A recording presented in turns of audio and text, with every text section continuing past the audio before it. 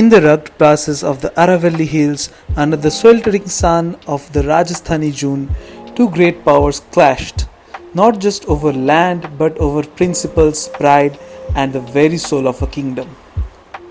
This is the Battle of Haldighati fought in 1576 between Maharana Pratap of Mewar and the Mughal forces led by Raja Man Singh of Amber under the orders of Emperor Akbar.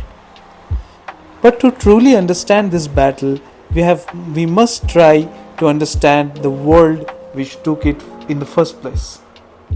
In 1526, Babur attacked Ibrahim Lodi's army in Panipat and took over the throne of Delhi.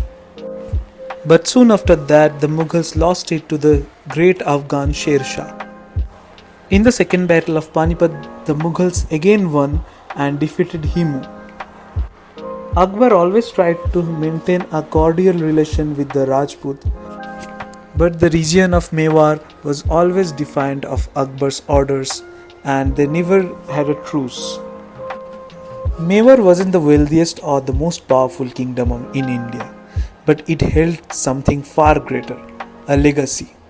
Ruled by the Sisodia Rajputs, Mewar had always stood for independence and resistance. Its capital, Chittor, had faced sieges in the past from Alauddin Khilji to Bahadur Shah of Gujarat and had suffered greatly but never bowed. Mewar's king, Maharana Pratap, was the embodiment of Rajput valor. Born in 1540, he was the son of Uday Singh II and inherited not just the kingdom but a deep hostility towards the Mughals, which had taken Chittor in 1568. By the 1570, Akbar had secured submission of most Rajput states, including Amber, Bikaner, and Jaisalmer. He sought a peaceful alliance with Mewar too, sending diplomats, marriage proposals, and envoys. But Pratap refused. A Rajput may fall, but he never kneels, he is said to have declared. By 1570s, Akbar's patience were wearing thin. In 1576, he ordered a military campaign to crush Mewar's resistance. Leading the Mughal army was Raja Man Singh, a Rajput general who had aligned with the Mughals. This added a tragic irony to the battle, a clash between Rajputs driven apart by a differing ideology. The two armies met at a narrow mountain pass called Haldighati near Gogunda in Rajasthan in the morning of June 18, 1576. The name Haldighati comes from the turmeric yellow color of the soil, which would soon be stained with the color of the blood. Maharana Pratap's army numbered around 3,000 to 5,000, primarily light cavalry and infantry, and there were reports that there were archers as well as some war elephants. He was supported by his loyal Afghan commander Hakim Khansur, his minister Bhama Shah, and several other noble chieftains. His most loyal companion, however, was not a man, but a blue-eyed white stallion named Chetak. The Mughal army, on the other hand, was numbered between 10,000 to 12,000, with elephant corps, artilleries, archers, and well-trained cavalries. It was a professional, diverse force equipped for a long campaign. But it was also significant that during the battle, the Mughal artillery couldn't join, probably because there was rain before. The Rajputs were significantly outnumbered in around ratio of 4:1. The battle began with a fierce charge from the Rajput end. This is a war tactics where you are outnumbered, you try to defeat the opponent with a surprise charge, like blitzkrieg. Pratap's forces, especially his cavalry, fought with unmatched ferocity, pushing the Mughals' vanguard back. At one point, Maharana Pratap personally attacked Raja Man Singh, who was mounted on an elephant. Legend has it that Chetak leapt onto the elephant's back and Maharana Pratap struck Man Singh's mahout nearly bringing the enemy general down. But the tide turned.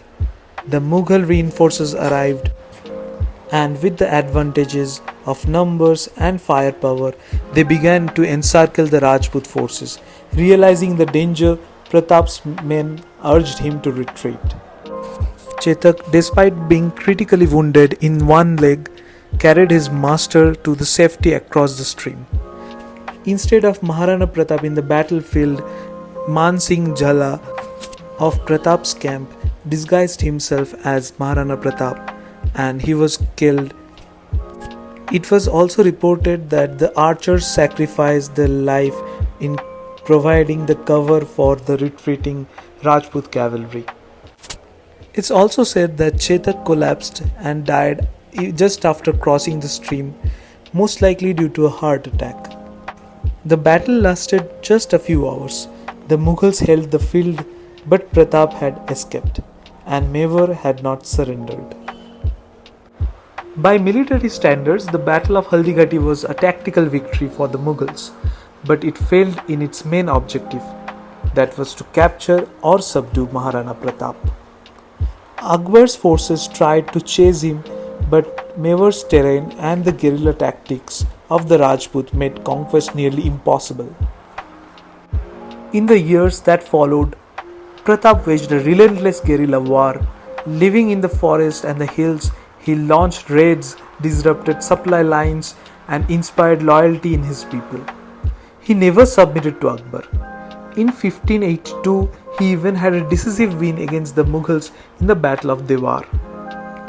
In 1585, when Akbar turned his attention to the northwest frontiers, Pratap took the opportunity to regain most of his lost territory, including Kumbhalgarh and parts of Chittor. Though Chittorgarh, the fort itself remained under Mughal control. Pratap established a new capital at Chavand, near modern-day Dungarpur. Maharana Pratap passed away in 1597, never having reconciled with the Mughals. Today, the Battle of Haldighati is remembered not for its outcome, but for what it symbolized. It was a testament to resistance, to fighting for what one believes in, even against overwhelming odds, to the undying bond between a warrior and his horse. The story of Chetak, who leaped into the legend with a broken leg, is taught to school children and sung by poets. The legacy of Maharana Pratap lives in Rajasthan and across India as a symbol of courage, sacrifice, and undying honor. It says, "The soil of Haldighati was yellow before the battle. After the battle, it was red, but the spirit of freedom that soaked into it, that never faded." So this was all about the Battle of Haldighati, its prelude and aftermath. And for videos like this, please subscribe to Academetra, and we will see you soon in the next video.